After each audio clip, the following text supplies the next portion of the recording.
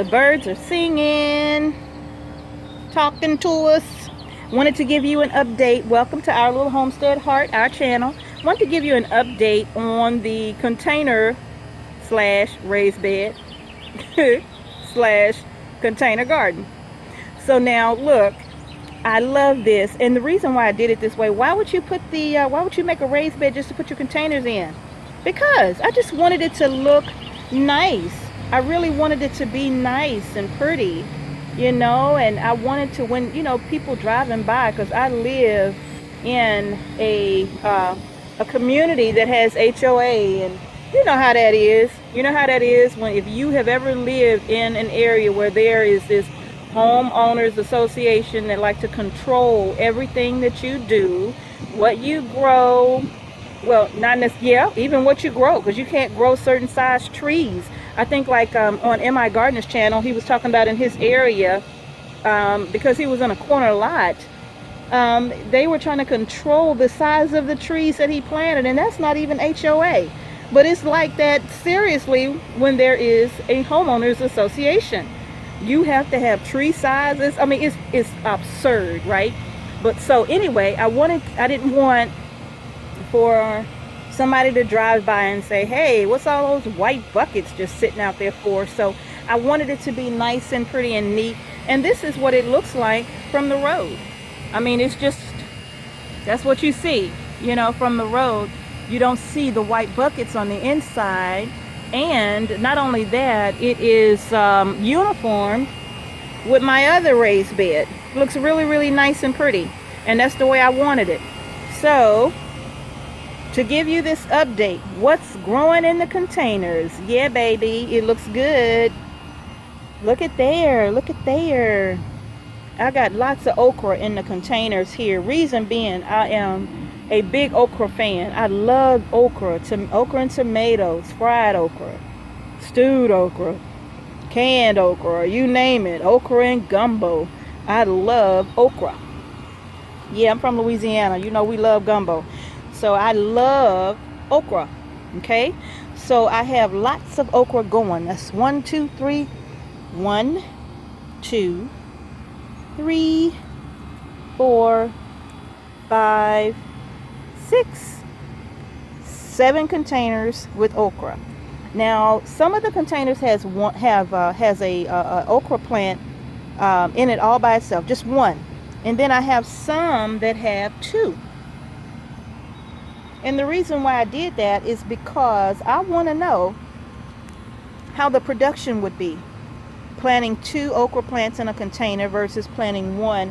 I want to know if it's going to stunt the production of my okra, or will it maximize the production? Will I get as much okra from the 2 being in the pot versus the 1?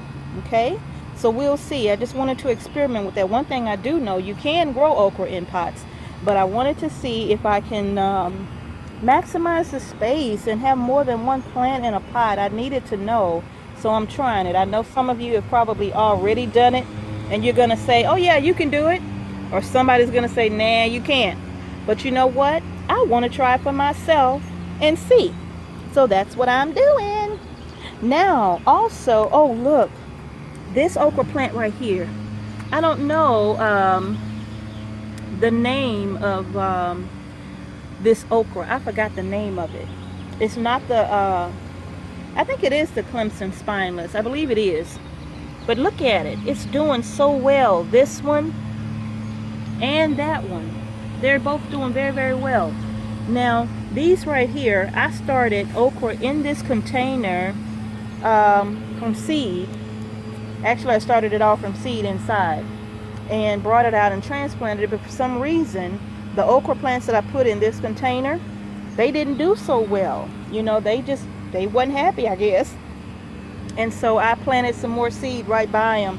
And when I planted more seed by them, they started growing extremely fast. And so I just removed the ones out that the growth was stunted on them. And that's why you see the difference in size here.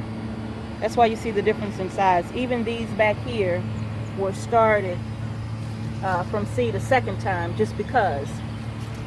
Now, all of these containers here, I did a mixture. Wait a minute. I did a mixture of black cow manure, potting soil mix, and peat moss. So I did a mixture of those three and put it in my container, and then I covered the top layer. Once my seedlings were up and looking strong, I covered the top layer with wood chips. My neighbor's tree was being cut down and they grinded the stump. I didn't need the wood from the tree because the stump was plenty for what I was trying to do. I learned that quickly because we had buckets and buckets and buckets of wood chips that we got from our neighbor next door, and she was so sweet and gave us the wood chips from her stump grinding. And so that's what we covered the tops with. Now right here you can see the bell pepper plant is looking nice. New growth is beginning to flower. Look at that. I'm happy. Beginning to flower, so I'm proud of that. And it's in a 2-gallon container, just like the one back there with the eggplant in it. So it's doing really good, really good. This is eggplant, and that one back there is eggplant. Yes, they were all started from seed at the same time, but that one's growing much faster. And that one is just now beginning to show signs that, hey, I'm gonna fight for this life, and I'm gonna do some growing too. So woohoo for you. All right, and then over here is the tomato plant in the container. This is a Rutgers tomato plant. I started it at the same time I started those Rutgers that are in the raised bed that are about 5 feet tall. I started those at the same time. And for some reason, this one, well, not for some reason, I know why it's doing it. It's doing it because it's in a container. You know, one of the things that I can say I've learned is that if you're going to grow tomatoes in a container, I would recommend doing indeterminate tomatoes in a container, and leave the determinate to your raised beds or to your garden area. But the containers, they don't seem to grow well, okay? And that's just my experience so far. So that's the tomato, Rutgers tomato in the container. Yep, it was started from seed. And then I have the cucumber right here. That's in a little black pot that I got that was had one of my trees in it. And I just put, actually it was underneath one of the pots with the trees in it, and I just put the cucumber in there, and they're beginning to trellis up on my little twine trellis that I made. I just simply drilled some holes, tied the string off, made a trellis, and the cucumbers are finding their way up. Okay, so that's what that's about. That's the containers. That's all of the containers. That's 12 containers down there. 2 eggplant, 1 cucumber, 1 bell pepper, 7 okra, 1 tomato. Oh, and by the way, the tomatoes, they have carrots underneath. And they are doing, I hope y'all can see that.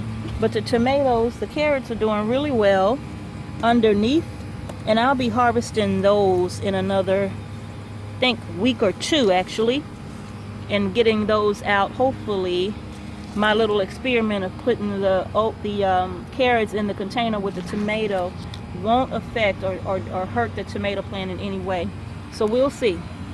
We'll see. So anyway, that's the update on the containers. The buckets were absolutely free. Didn't pay a penny for them. They were absolutely free. So this is one way that if you have a little patio or a little balcony, a nice little sunny area, containers are a beautiful way to go to grow some vegetables. Okay? So I hope you enjoyed this video about the containers. Thank you so much for watching. God bless.